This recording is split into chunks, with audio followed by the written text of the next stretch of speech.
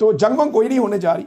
ये सिर्फ और सिर्फ दोनों तरफ के लोग जो है ना, बड़े लोग, वो अपनी अपनी आवाम को बेवकूफ बना रहे हैं।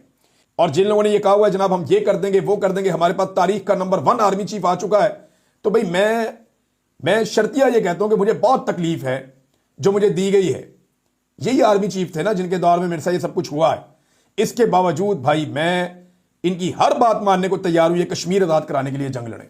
शहबाज शरीफ को बेचारे को लवारिस बना के रखा हुआ है, कोई बंदा उसकी तारीफ नहीं करता, कोई बंदा उसके बारे में कोई बात नहीं करता। वो वजीर आजम है पाकिस्तान का यार, इमरान खान ने उसको अर्दली कह तो दिया है, आप लोगों ने सच ही समझ लिया कि वो अर्दली है।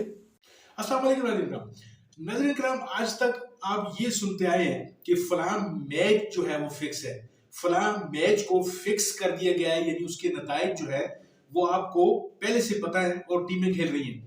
क्या आपने कभी ये सुना है कि कोई जंग जो है दो मुल्कों के दरमियान हो रही हो और वो जंग भी फिक्स जंग हो? मेरा ख्याल है नहीं सुना होगा आपने। तो आइए आपको सुनाते हैं कि क्या कोई जंग भी फिक्स हो सकती है। नाज़रीन का आप वीडियो देखिए, फिर इसके ऊपर बात करते हैं। एहसन इकबाल साहब ने वारल दावा किया कि 2047 में जब पाकिस्तान को 100 साल मुकम्मल हो जाएंगे तो पाकिस्तान इंडिया से आगे निकल जाएगा। एहसन इकबाल साहब आप बड़ा लंबा टाइम दे रहे हैं।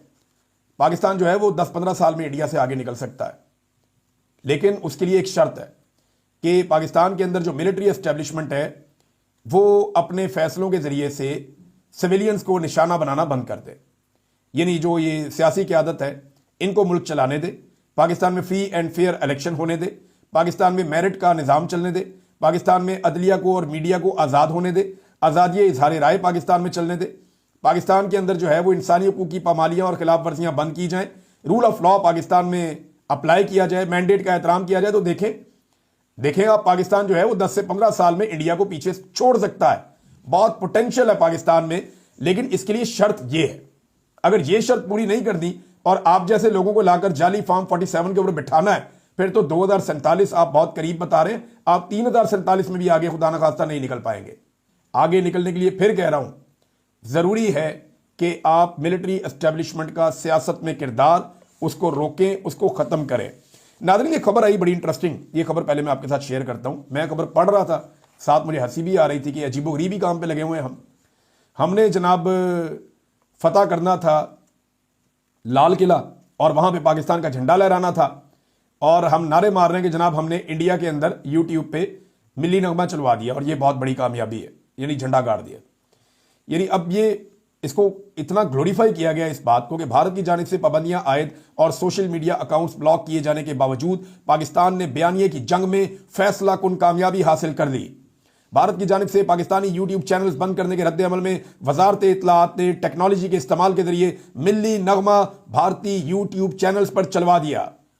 मिली नगमे में पाक फौज की पेशा वराना सलाहियतों, कौमी अज़्म और वतन दिफा के जज्बे की अक्कासी की गई। ये भारत में यूट्यूब चैनल पर बतौर इश्तिहार नशर हो रहा है, यानी इस पर भी हमें पैसे खर्च करने पड़ रहे हैं कि हम भारतीय चैनल्स को इश्तिहार के पैसे दे रहे हैं और उसमें अपना मिली नगमा चलवा रहे हैं। अब आप अंदाजा कीजिए मिली नगमा कितना, 5 सेकंड का, 10 सेकंड का चलेगा, उसके बाद ऊपर ऑप्शन आ जाएगा स्किप, तो वो बटन दबा के स्किप कर देगा और आपने कौम के पैसे ज़ाया कर दिए। यानी कौम का पैसा ऐसे ज़ाया करना है कि आप इश्तिहारों के अंदर इंडिया के अंदर मिली नगमा चलाएंगे, इससे फर्क क्या पड़ा? आपने क्या फतह किया इससे? कौन सी आपने जंग जीत ली इससे? मेरी समझ से बाहर है, मिली नगमा पाकिस्तान में नहीं चल रहा भाई। यानी मेरे पास ये सामने डाटा पड़ा हुआ है, ये मैं खोल के आपको दिखा देता हूं। ISPR की वेबसाइट पे जाएं और यहां पे जाकर आप ये देखें, ये मिली नगमा जो लॉन्च हुआ, पाकिस्तान जिंदाबाद। मिली नगमा अच्छा है, वैसे मैंने सुना है बहुत अच्छा है। ISPR वालों ने काम तो अच्छा करवाया इसमें। 7 दिन हो गए, 1 हफ्ता हो गया ये मिली नगमा लॉन्च हुआ है और अब तक 1.5 लाख लोगों ने इसको पाकिस्तान में नहीं देखा। 25 करोड़ पाकिस्तानियों का मुल्क है, 1.5 लाख लोगों ने पाकिस्तान में नहीं देखा। इसका क्या मतलब है? सारे पाकिस्तानी गद्दार हो गए या पाकिस्तानी पाकिस्तान से प्यार करना बंद हो गए? और नहीं, ये बात नहीं है। पाकिस्तानी पाकिस्तान की मिलिट्री एस्टेब्लिशमेंट से नाराज हैं। हमारे चैनल को बंद और ब्लॉक करने के लिए आपको कितनी मेहनत करनी पड़ती है? आप अरबों रुपया खर्च कर रहे हैं, अरबों रुपया आप खर्च कर रहे हैं हमारे चैनल्स को बंद करने के लिए, इनको सबक सिखाने के लिए, लोगों तक हमारा पैगाम ना पहुंचे इसलिए आप अरबों रुपया खर्च कर रहे हैं। लेकिन आप अपनी हालत देखिए कि आप अरबों रुपया खर्च कर रहे हैं, लोगों तक आपका पैगाम पहुंचे, 1.5 लाख बंदे ने आपका मिली नगमा अभी तक नहीं सुना। अनफॉर्चुनेटली ये बदकिस्मती नहीं है तो और क्या है? लोग पाकिस्तान की मिलिट्री एस्टेब्लिशमेंट से नाराज हैं। लोग नाराज हैं कि वो जाकर खड़े हो गए उन लोगों के साथ जिन्होंने पाकिस्तान को लूटा है, जिनकी वजह से आज पाकिस्तान इस हालत में है। जिन चेहरों को अवाम ने मुस्तरद किया, पाकिस्तान की मिलिट्री एस्टेब्लिशमेंट उन चेहरों की ढाल बन गई और उनके सामने आकर खड़ी हो गई और उनके साथी बन गए। अब लोग आपसे नाराज हैं और जिसको लोगों ने वोट डाले उसको आपने जेल में डाला हुआ है, उसको आप सामने भी नहीं आने देते। तो इससे बड़ी ज्यादती और क्या हो सकती है। नादरीन, जंग वंग कोई नहीं हो रही, ये मैं आपको पक्की खबर दे रहा हूं। ये तो मुझे अब मिलिट्री एस्टेब्लिशमेंट के अंदर मेरे जो दोस्त हैं, इधर उधर कुछ फौजी दोस्त हैं जो बेचारे ऑपरेशंस में भी होते हैं, बड़े अच्छे मेरे अब ताल्लुकात तो हैं ना, फिर भी पाकिस्तान के अंदर हम रहते हैं, सारे पाकिस्तानी हैं, तो हमारी आपस में दोस्तियां भी हैं, रिश्तेदारियां भी हैं, एक दूसरे के साथ ताल्लुक भी है। तो हम बातचीत करते रहते हैं डिफरेंट प्लेटफॉर्म के जरिए से, एक दूसरे को पैगामात भी भिजवाते रहते हैं, एक दूसरे को मशवरा भी देते रहते हैं। तो जंग वंग कोई नहीं होने जा रही। ये सिर्फ और सिर्फ दोनों तरफ के लोग जो है ना, बड़े लोग, वो अपनी अपनी आवाम को बेवकूफ़ बना रहे हैं।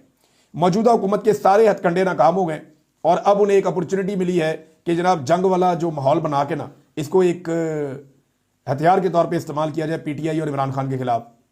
लेकिन जैसे पिछले सारे खेल जो इन्होंने खेले वो नाकाम हो गए, तो इस दफ़ा भी ये सौदा नहीं बिकना। जज्बाती मनाजर दिखाए जा रहे हैं, जज्बाती वीडियोस बनाई जा रही हैं, उनके ऊपर म्यूजिक चढ़ाया जा रहा है, मगर ये सारा माहौल गुज़िश्ता 3 साल में जो जुल्म और जबर और फसायत हुई है, ये उसको गायब नहीं कर सकता मंजर से।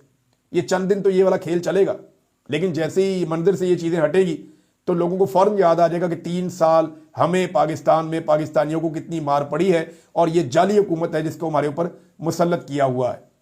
हल्की फुल्की भारत को फेस सेविंग देने के लिए कहीं ना कहीं भारत को कुछ करना पड़ेगा, लेकिन वो छोटा मोटा कुछ होगा और उसके बदले में पाकिस्तान को भी कुछ ना कुछ करना पड़ेगा। दोनों तरफ का मीडिया अपने अपने लोगों को ग्लोरीफाई करेगा, दोनों तरफ गेम उठाई जाएगी और फिर बेवकूफ़ बनाने की कोशिश की जाएगी। ऐसा ही है। ऐसा नहीं है कि पाकिस्तानी फौज अब फैसला कुन मार्का करेगी और जाकर कश्मीर को आज़ाद करवा लेगी। देखे ना, जिन लोगों ने गेम उठाई हुई है और जिन लोगों ने ये कहा हुआ है जनाब हम ये कर देंगे वो कर देंगे, हमारे पास तारीख का नंबर 1 आर्मी चीफ आ चुका है, तो भाई मैं शर्तिया ये कहता हूं कि मुझे बहुत तकलीफ है जो मुझे दी गई है। यही आर्मी चीफ थे ना जिनके दौर में मेरे साथ ये सब कुछ हुआ है।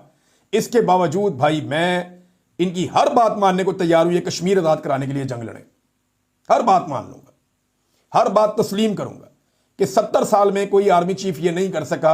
ये मौजूदा आर्मी चीफ लोग कह रहे हैं सबसे बेहतरीन आए तो ये हमें कश्मीर आजाद करवा के दे दें। नाज़रीन काम, मेरी तरह आप भी चौंक के होंगे, वीडियो आपने देखी। इमरान रियाज खान जो है वो पुराना साफी है और इतना मैं यकीन से कह सकता हूँ कि किसी दबाव या किसी लालच के तहत वो कभी भी काम नहीं करता। और अगर किसी दबाव या लालच के तहत वो वीडियोस बना रहा हो या पैसे के लालच में वो वीडियोस बना रहा होता, तो मेरे ख्याल है वो जिस वक्त उसको एस्टैब्लिशमेंट ने पकड़ा था पाकिस्तान में 4-5 महीने वो गायब रहा, उस पर तशद्दुद भी होता रहा मुबैना तौर पर, तो वो मेरे ख्याल है वहां से अपना जो है वो नैरेटिव कुछ और बनाकर निकलता, वो जल्दी रिहा हो जाता। जैसा कि पीटीआई के कई दीगर लोगों ने जो है वो आफियत इसी में समझी कि वो जल्दी रिहा होने के लिए उन्हें अपना मौकफ तब्दील करना पड़ा, अपनी पार्टी को बुरा भला भी कहना पड़ गया उन्हें। लेकिन इमरान रियाज खान साबित कदम रहा, फिर बाहर आया, फिर इसके पीछे लोग पड़े रहे, फिर इसको भाग कर जो है वो लंदन में जाए पनाह ढूंढनी पड़ी। नाज़रीन काम, कहने का मकसद ये है कि जितनी भी बातें इमरान रियाज खान कर रहा है बज़ाहिर बड़ी चौंका देने वाली बातें हैं और इनका जो रिबटल है, जो वो गवर्नमेंट को चाहिए कि वो रिबटल दें। जो मुतलका इदारे हैं जो कि इन बातों से मुतलका जो चीज़ें वो कर रहे हैं, उनको चाहिए इस वीडियो का रिबटल दें वो, बजाय इसके कि किसी का चैनल बंद कर दें या किसी के चैनल पर कोई ऐसी कोई पाबंदी लगा दें, कोई ऐसा मतलब वो जिस तरह के वीपीएन लगाकर आप लोगों के चैनल देख रहे हैं। तो कहने का मकसद ये नाज़रीन काम कि उस वक्त तक आप भरपूर आवाम के दिलों में जगह नहीं दोबारा पा सकते जिस वक्त तक इन सवालों के जवाब हमें या आवाम को नहीं मिलेंगे। आवाम, मेरा नहीं ख्याल कि उस वक्त तक चैन से बैठेगी। आपका इस वीडियो के बारे में क्या ख्याल है?